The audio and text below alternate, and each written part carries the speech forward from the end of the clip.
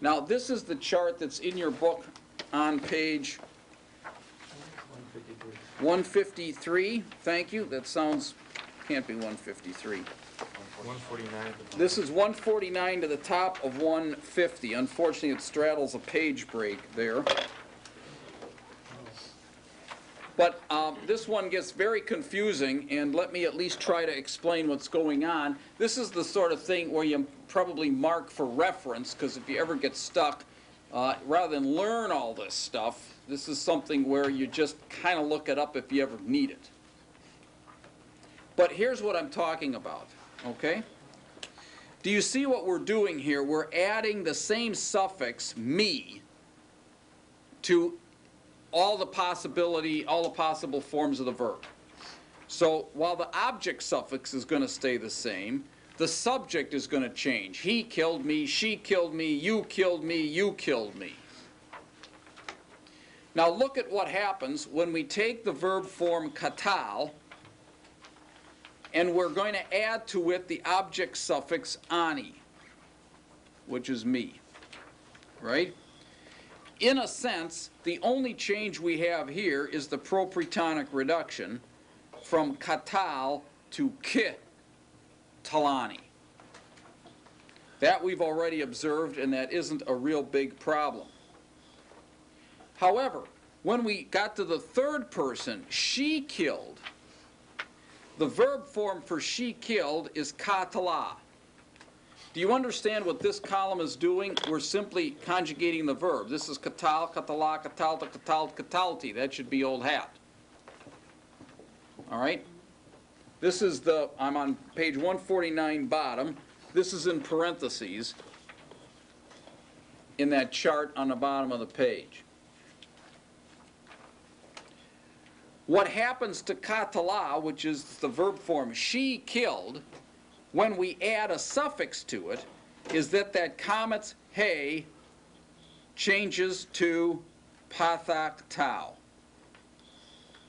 Do you see that minor change there? It's not a big deal, but it happens.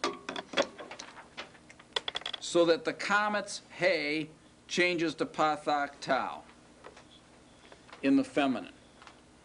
And then we add the suffix to that.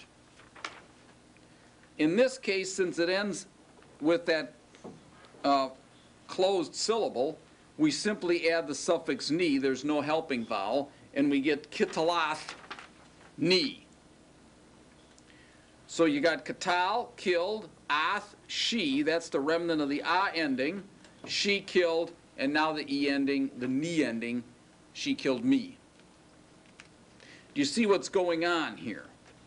In the second person, so this was third feminine singular, in the second masculine singular, the verb form is katalta, right? Katal, katala, katalta. Here we retain the closed syllable in the verb katal, and in this case, the tau begins the next syllable. That's the difference between here where the tau ends a syllable and here where the tau begins a syllable. This is the T of the second masculine singular. You killed, and now you add your suffix to that. Kitaltani. Hey, remember the words from the cross? I always love it. You know, I think I made this comment. Oh, we did Eli once before when we had my God, right? Eli lama sabachthani. That's in the Gospels.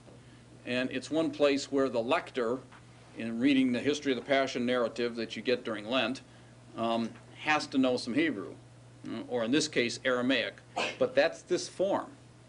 That's this form. Eli, translate, Eli, A-L-E, my God, lama. We've had the interrogative adverb, it can be lama too, all right?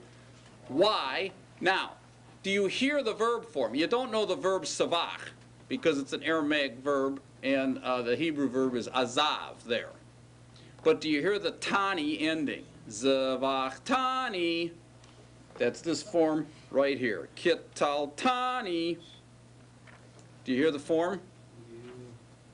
Kitaltani, Zivaktani, you did something me. You somethinged me. See? And there, savak is the Aramaic verb for forsake. In Hebrew, it's azav. Azavtani.